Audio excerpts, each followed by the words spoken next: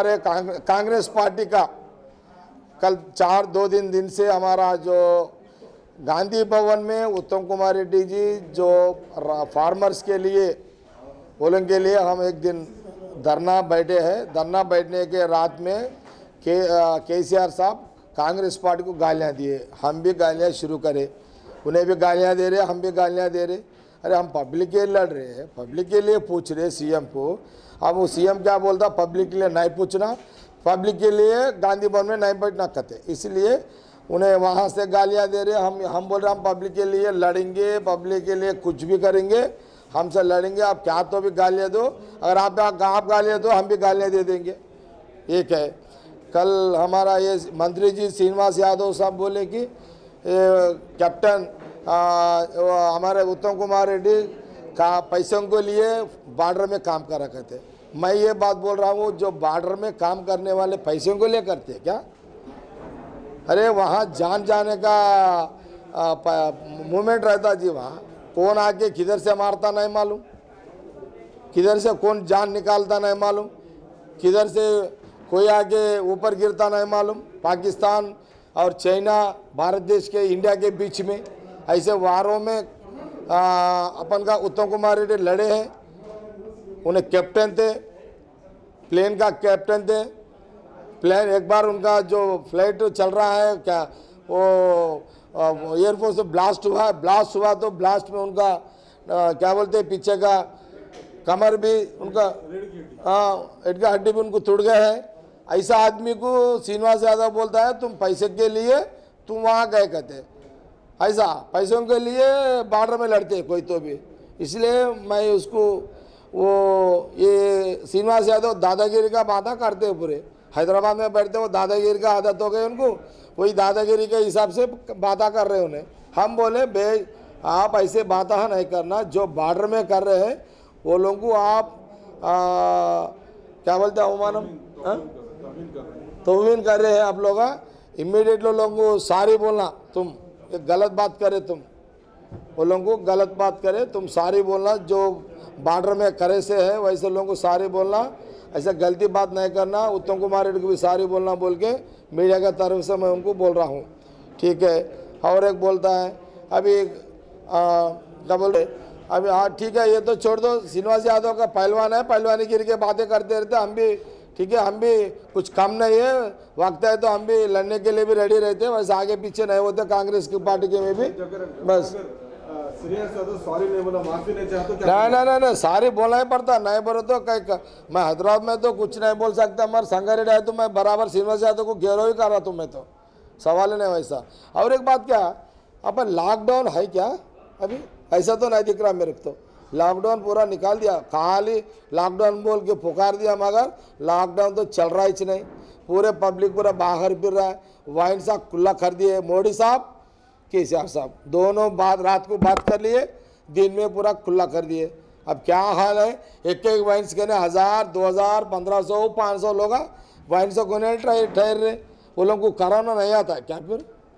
ठीक है, अगर वो लोगों को कराना नहीं आए तो अब ये रमज़ान का सीज़न है ना, अब रोज़ा रहते ना, फिर वो लोगों को भी मस्जिद कितने लोग रहते जी, एक मस्जिद में 1000 रहते 500 रहते, उतना ही रहते ना, 500 1000 500 1000 रहते मस्जिद में। शाम को रोज़ा चढ़ने के लिए प्रेयर करने के लिए सब 500 रहते, एक मस्जिद में 200 रहते, एक मस्जिद में 1000 रहते। हाँ ऐसे मस्जिदों में रोज़ा को छोड़ने के लिए फिर खुला करो। अगर आपको या 1000 2000 लोग वाइन्स करने ठहरे तो कराना नहीं आता, मस्जिद में गए वालों को कराना आता है क्या फिर? ऐसा बोले तो खाली बिल मुसलमानों को बदनाम कर दे रहे केसीआर साहब मोदी साहब दोनों मिलके। हाँ मैं ये भी बात पूछना चाह रहा हूँ, ओवैसी साहब आप भी पूछना, आप भी अकबर साहब ओवैसी साहब आप भी पूछो, केसीआर को पूछो, कहीं को नहीं पूछ रहे आप लोग। मेरा सवाल यही है, ये वाइन्सों का ने 1000 2000 लोग ठहरे तो कोरोना नहीं आता, फिर 500 1000 लोग मस्जिद में जाके रोज़ा छोड़ के वो लोग प्रेयर करे तो वो लोगों को कोरोना कहीं को आता। इसीलिए आप जैसा वाइन्स खुला कर दिए, साल में एक बार आता, अगर आप वाइन सा खुला नहीं करे तो 1000-2000 लोग वाइन्स करने नहीं ठहरे तो मैं मस्जिदों के लिए मैं नहीं पूछता था। मैं अब वाइन्स खुला करके 1000 लोगों को छोड़ दिया रोड पे। अब मस्जिद को भी छोड़ दो, मुसलमान भाइयों जाके मस्जिद इफ्तार छोड़ वो रोज़ा छोड़ के मस्जिद में एक सेटिस्फैक्शन रहता ना, मस्जिद में जाके प्रेयर करे तो लोग सेटिस्फैक्शन रहता मेंटली। इसलिए जैसा वाइन्सों का ने खुला छोड़ दिए वैसी रोज़ा छोड़ने के लिए मस्जिदों में खुला छोड़ो बोल के मैं केसीआर साहब को पूछ रहा हूँ। फौरन इसके लिए एक डिसीजन लेना बोल के मेरा सवाल है इसमें। तो अभी ऐसे और एक बात है, तरकारी खरीदने को गए तो पुलिस वाले रोक रहे, वाइन्स में बाटल खरीदने गए तो पुलिस वाले नहीं रोक रहे। अब वो खारे उन्हें तरकारी को झाड़ू साहब बोले तो उन्हें वहाँ रोक दे रहा, वहीं चु लाठी से मार रहा उन्हें। वही चुने साहब मैं वाइन्स करने जा रहा बोल तो कांस्टेबल के साथ में जाके उन्हें जाके वाइन्स बाटल दिला रहा। ये क्या चाल है भाई?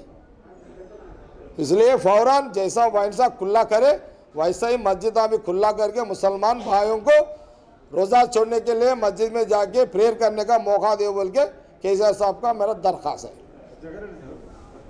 अब चले नहीं इफ्तार का जो लास्ट टाइम रहा था वो टाइम पे ट्रैफिक पुलिस जो रोड पे निकले पर्टिकुलर मुस्लिम को देखे उनको रोक के टाइम वेस्ट करी जो टाइम इफ्तार ओपन ही कर रहा था। मैं एक बात बोल रहा भाई, अरे तुम निजामुद्दीन से आए से वालों को तुम कैसा बोलते भाई? ऐसा कैसा बोलते तुम? एक मज़हब वालों को ऐसा नहीं बोलना ना। अब क्या होगा तेलंगाना में हिंदुओं को मुसलमानों के बीच में गैप आ गया। फिर अभी अब देखो मुसलमान जो भी सामान खरीदना बोलते हिंदू तो डर जा रहे। ये कई को लाए? आप एक सीएम है, आप सीएम होके भी ऐसे बात है नहीं करना ना सीएम साहब। या वो इसलिए ये गलत हो गया, ऐसा गलत नहीं करना। अब अभी रमज़ान को अब कैसा भी वाइन्सा छोड़ दिए, अब रमज़ान की खुला करो। अब नेक्स्ट हमारा हिंदुओं का भी जो भी ईद है खुला छोड़ दो।